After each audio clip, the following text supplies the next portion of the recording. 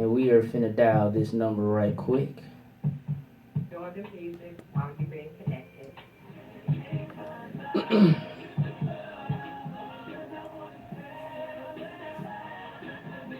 Hello. Hello, can you hear me? Uh-huh. Okay, how are you doing? This is, well, you know me as TK, but for my radio show, I go by Brother Khalid. Um, just wanted, Okay. just wanted to fill you in on the show and stuff. I know we had talked about this for a while on Facebook. So Uh-huh. what I'm going to do is I'm going to step away from the mic right quick. First of all, before I do that, before I let you introduce yourself and say what happened, to my listeners, this is just a little detail of this lady's situation or this mother's situation. Um, Her son, she's from Texas. Her son was, I think, 37 back in 2013. Married married a lady, I'm sorry. Together they lived in Louisiana. And on January 4th, um, this particular mother, her life basically went from happy to, I guess you could say, the ultimate nightmare that a parent should not have to deal with. So, with that being said, I'm going to step away and I'm going to let you introduce yourself and you can tell your story. Go ahead. Okay. Hi, my name is Royce Eckley, and like Brother Khalil said, on January 4th, 2013, my life as I had known it changed drastically. I was called at 6:17 p.m. and told, I think Mark just did something to himself. And I was like, well, no, I mean, why? Why would you think that? Why would you say that? And his wife said, because we were texting and now I can't get him to answer. And I told her, I said, well, that's how he is. I mean, he just doesn't answer sometimes. So what makes you think something is wrong? But I could tell by her voice that, something wasn't right. And she said that she was leaving work, going to take her parents the key to get in to see if they could, check on Mark. And so I stayed on the phone with her while she drove home. Well, oddly, I didn't hear anything. I didn't hear a car start. I didn't hear a door close. I didn't hear the sounds like you can hear when people are in cars. I heard absolutely nothing. And so I knew about how long it would take her to get home. And so I asked her, I said, are you there yet? And she said, yes, I'm there. And I said, are your parents there? And she told me, yes, they were. So again, I listened as intently as I could, and I didn't hear any voices. I didn't hear any doors. I didn't hear anybody saying, stay outside. I heard absolutely nothing. So then I asked her, I said, did they go in? And she said, yes. And she, like she just kind of was quiet, and she said, they're still not coming out. And I told her, I said, well, just give them a little time. They're probably talking to him, trying to see what's wrong. And, she and I both were still quiet. And then she said it again, they're still not coming out. And I said, well, just wait. So then I heard her say he did, and she started crying. And then her mother took the phone and said, Royce, I'm sorry.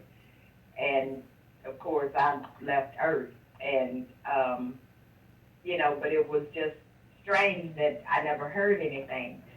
And so I went the next day, me and my fiance went out there, and that's when she told me that she heard something and her phone went zip. And I said, what do you mean by that? And she said, well, I heard a noise, and then all I just heard Mark say was, and then the phone went dead. And I was like, wait, are you trying to say that he did this in your ear? I said, no, that would be heartless. I said, and he wasn't heartless. I said, and plus, you told me y'all were texting, and then he stopped. I said, that's not what you told me. You never said that y'all were talking.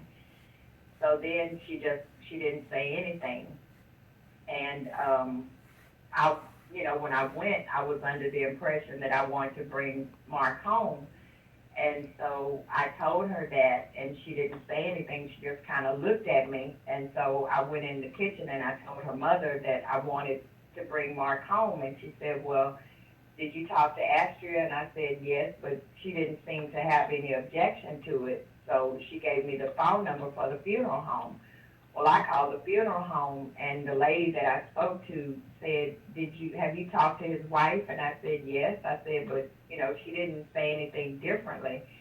And she said, well, I'll have the funeral home director give you a call. So I told her, okay.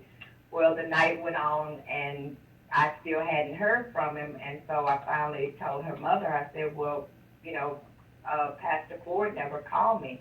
And she said, oh, well, he called. And I said, well, you didn't let me talk to him. And she said, well, she's still kind of undecided of what she'll do. And I was like, okay, then. Well, at this time, I had no idea. Like, I got there, this happened on a Friday. I got there on a Saturday. I had no idea that before I even left Texas, they had already made funeral arrangements for my son. So I was not involved in any of it. Nobody even told me. I found out from my oldest grandson's mother, who was in Texas. She called me and told me, you're not bringing Mark home because his funeral is next Saturday. And I said, no, nobody, has even told me that. Well, that's what it was. It was planned for the next weekend. And so I came on back home and, went back out there the next Friday to be able to go. But before I did, I wanted to see Mark. And so that Monday, I had called his wife and asked where she was because I was at her parents' house. And she told me that she was at the police station, and I asked why. And she said because she had never made a statement. And so I said, okay. And then she said, and from there, she had to go to Social Security. And I was like, for what, to notify them? And she said, yes. Well, so we waited for her to come, and then she, my cousin and her mother and I went up to the funeral home. And so we were, sitting there waiting, and I thought, I was getting ready to see Mark, like you normally do. But it wasn't. Like when I rounded the corner, he was laying on the gurney. And so I just stopped at the door. And then my cousin asked me, she said, are you going to go in? And I said, yes, I'm going in. But I knew, that he would be all messed up and everything. And, I had to prepare myself for that. Well, I walked up to the gurney, but there was nothing wrong with him. There was nothing wrong with his face. There was no gunshot residue in his face. There was nothing wrong with his head. There was nothing at all wrong. And so, we stayed for a little bit, and then we left. And I even said to my cousin, I was like, if somebody did something to him, and she said, Royce, nobody did anything. And, because it was just strange to me, because Mark would know, how much he's loved and everything, that it was just hard for me to believe that. But at that time, it's what I believed. I didn't understand it, but I didn't have any reason to doubt what I had been told.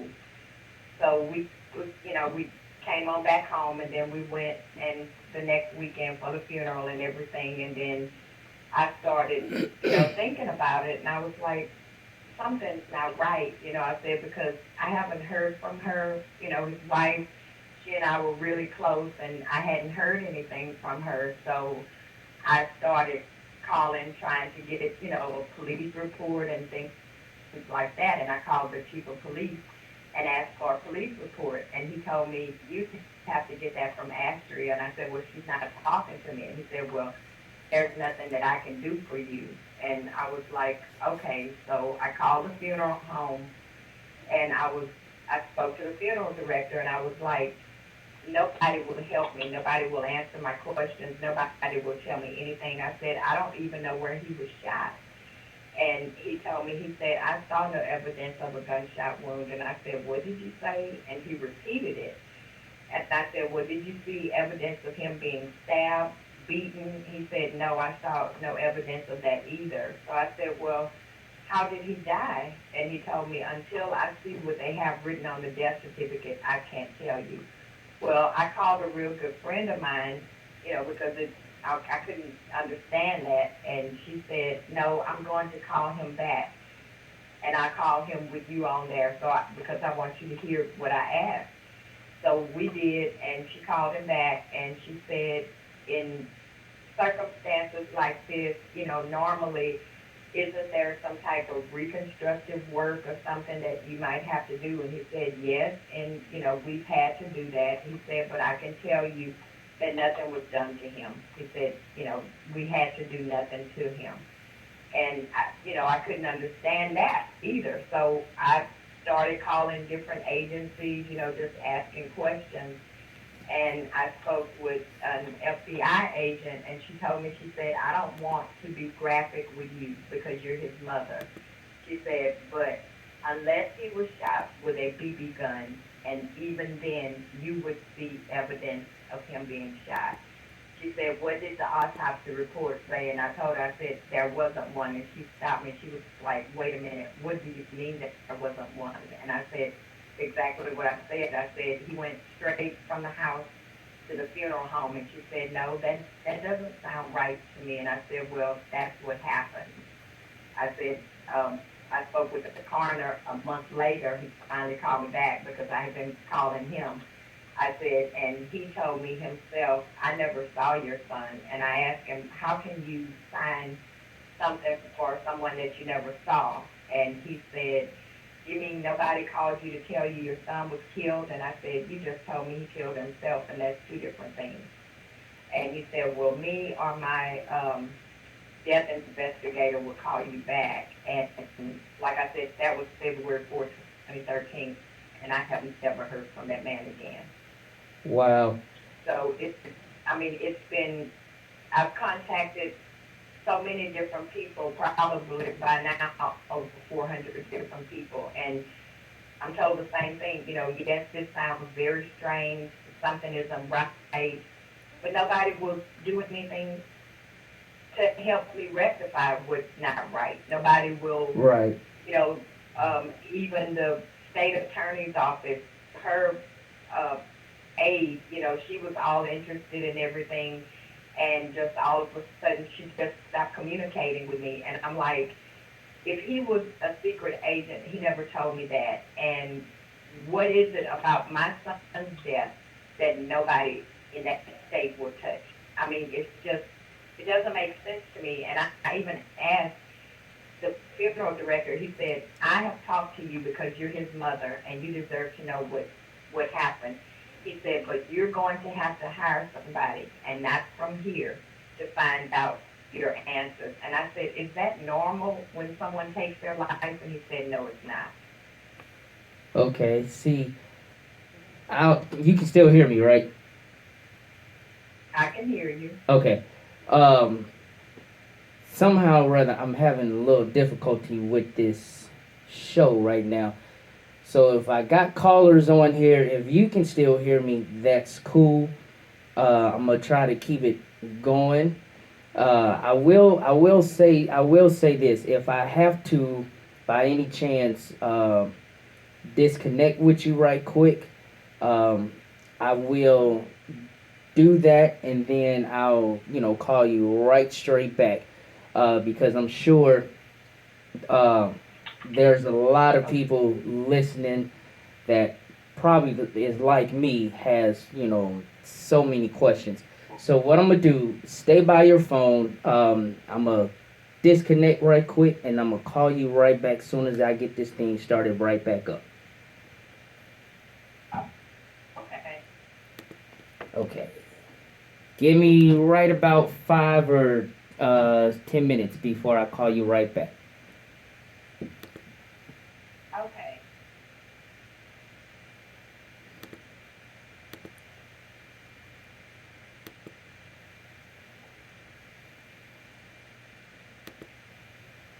mm, mm. Oh my God. Oh, this is terrible.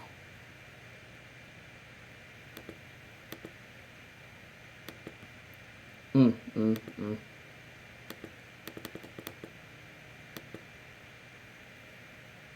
Oh my God, this is just freaking terrible. Oh, this is not right. This is not what I had planned for this. Oh, Lord.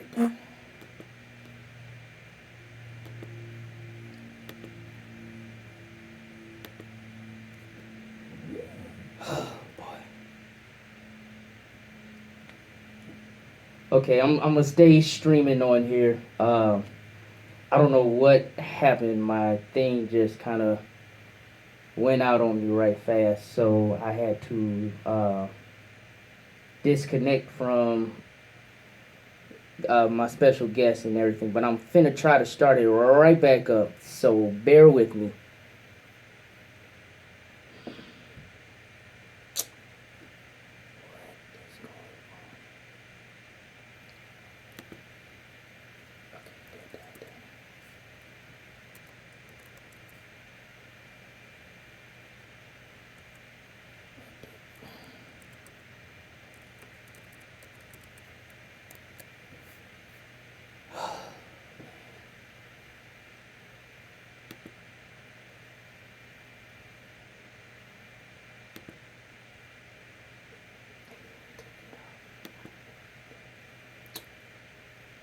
Fuck out.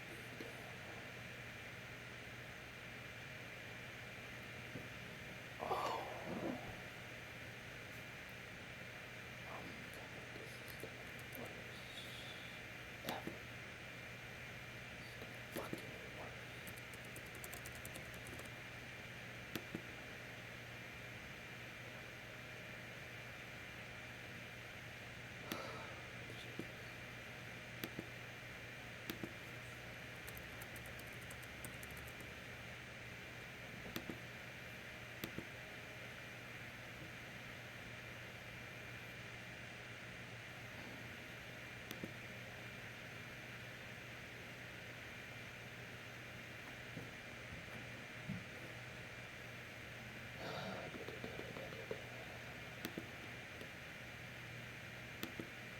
Okay.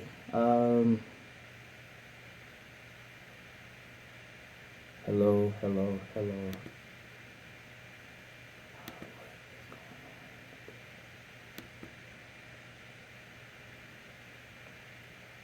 Mike, Mike, Mike. Hello, hello, hello, hello. Oh, Lord. Well, if you're hearing this, mm, wow, I'm really trying to get this back up and running right quick. I really am. Please bear with me. Bear with me.